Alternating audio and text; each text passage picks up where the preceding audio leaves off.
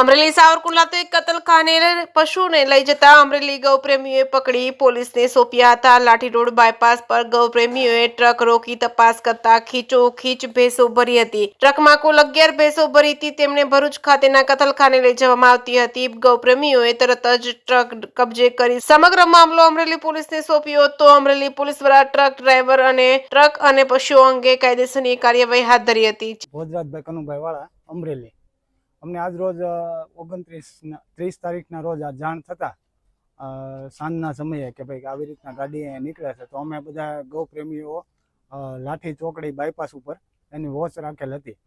તો અમને જાણતા હતા ગાડી ડ્રાઈવર ત્યાંથી નીકળતા એમને ફૂલ સ્પીડમાં ગાડી આગળ લગાવી દીધી હતી અને અમે બધા ગૌપ્રેમીઓ છે ને ત્યાં ગાડી ઊભી રખાવેલ હતી।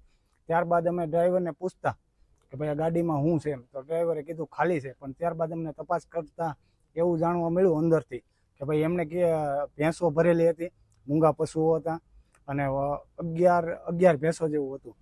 એટલે અમે ડ્રાઈવરને પૂછ્યું અને બધી પૂછપરછ કરતા તેમણે જણાવેલ હતું કે ભાઈ મેં સાવરકુંડલાથી ભરેલ અને ભરૂચ લઈ જાઉં છું અને કપાત માટે આ ભેંસો બધી જાય છે એમ એવી રીતની જાણ થઈ। ત્યારબાદ અમે તંત્રને જાણ કરેલી। તમામ પરિષદવાળા ગૌપ્રેમીઓ બધા બહુ મોટી સંખ્યામાં ભેગા થઈ ગયા હતા। ત્યારબાદ તંત્ર ત્યાં આવી અને ચોકસાઈપૂર્વક કાર્યવાહી બધી કરવા માટે અમે પોલીસ સ્ટેશન હાજર છીએ।